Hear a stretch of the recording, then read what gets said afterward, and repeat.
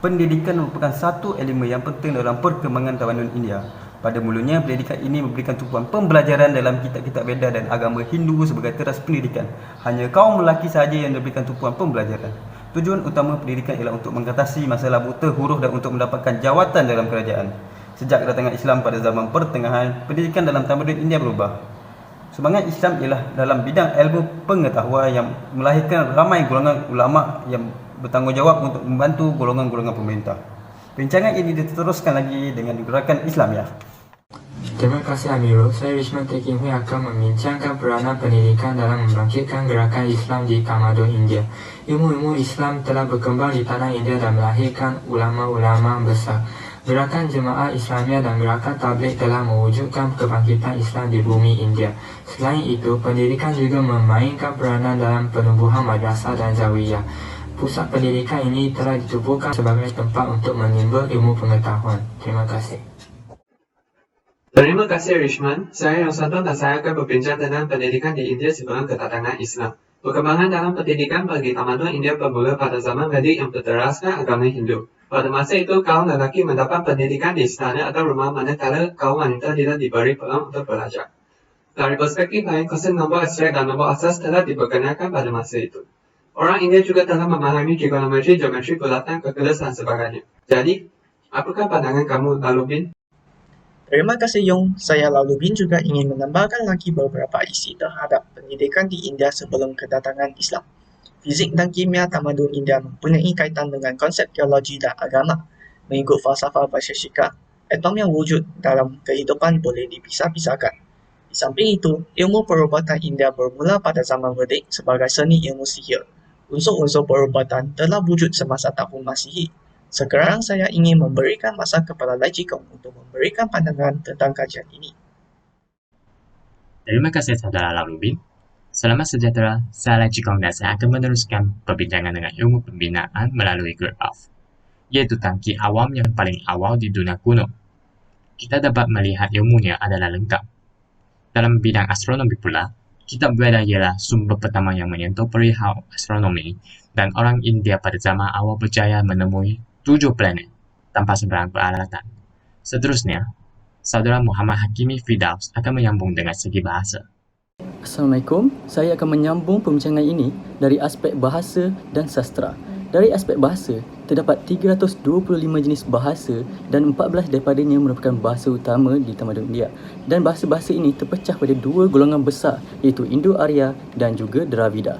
Dari aspek sastra pula, dia terbagi pada dua golongan juga, iaitu Indo-Arya dan Dravida, di mana Indo-Arya ini tertumpu kepada bahasa Sanskrit dan Dravida pula tertumpu kepada bahasa Tamil. Salam sejahtera. Nama saya ialah Chua Xiong Wei.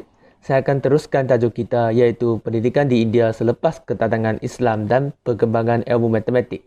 Tidak dapat dinafikan bahawa elemen agama merupakan unsur penting dalam perkembangan ilmu dalam sesebuah tamadun. Selain itu, ilmu matematik juga berkembang pesat dengan mewujud sistem perpuluhan dan dipakai sehingga kini. Terima kasih. Saya akan membincangkan kisah tamadun Islam diasimilasi oleh tamadun India dalam segi pembinaan dan juga perubatan. Mina terdapat banyak kubah-kubah dan juga menara-menara tinggi yang telah dibina selain daripada candi-candi dan juga aura. Perubatan pula, tamadun Islam telah mengubah perspektif tamadun India yang menganggap amalan perubatan itu adalah amalan sihir.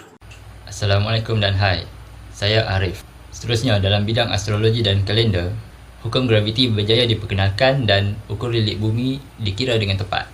Selain itu, ahli astronomi juga berjaya menulis sebuah buku yang menjadi panduan di semua sekolah-sekolah mengenai astronomi.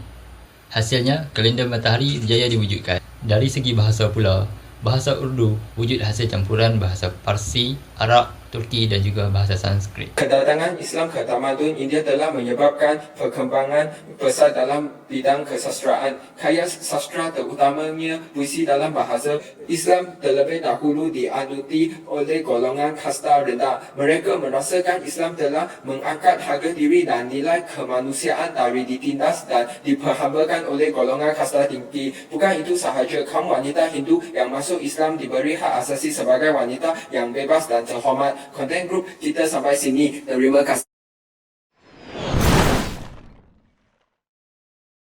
Pada pendapat saya, pendidikan Islam sememangnya penting bagi sesebuah negara. Hal ini kerana pendidikan Islam menyediakan rujukan yang penting dari segi ekonomi, sosial, politik dan undang-undang yang membawa sesebuah negara ke peradaban yang jauh lebih baik. Refleksi saya dalam tugasan ini ialah kita dapat melihat betapa pentingnya pendidikan dan ilmu pengetahuan dalam hidup manusia yang bertamadun ini. Hal ini demikian kerana pendidikan memainkan peranan penting untuk mencapai hidup yang berkualiti. Tamadun India telah berkembang maju setelah sistem pendidikan diwujudkan. Terima kasih. Dari sini kita dapat melihat kaum wanita mempunyai kedudukan yang sangat rendah dalam masyarakat. Kita boleh mengatakan India telah mempunyai perkembangan yang maju dalam bidang ilmu matematik. Refleksi saya tentang kajian ini ialah saya telah memahami kepentingan pendidikan dalam pembangunan negara. Melalui pendidikan, negara bukan sahaja dapat memajukan ekonomi negara, malahan juga menaik tarafkan kehidupan masyarakat. Oleh sebab demikian, negara baru dapat mencapai kegemilangan. Pada pendapat saya, kesuburan ilmu dalam tamadun India adalah penting dalam membentuk asas kepada ketamadunan dunia hari ini.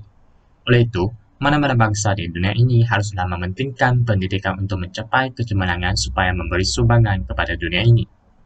Apa yang saya dapat daripada aspek bahasa dan sastera dan tamadun India ini adalah mereka amat menitik beratkan nilai bahasa dan sastera dan tamadun mereka yang mana kita boleh contohi pada hari ini.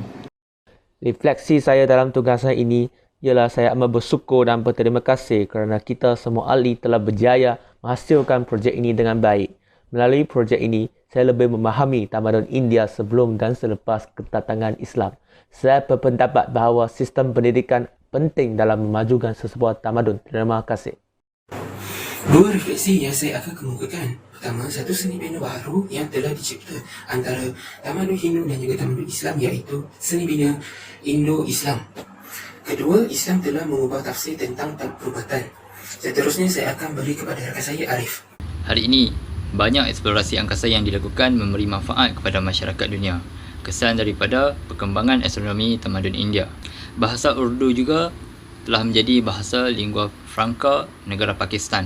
Ia juga menjadi bahasa penghubung antara ilmuwan agama Islam di seluruh dunia.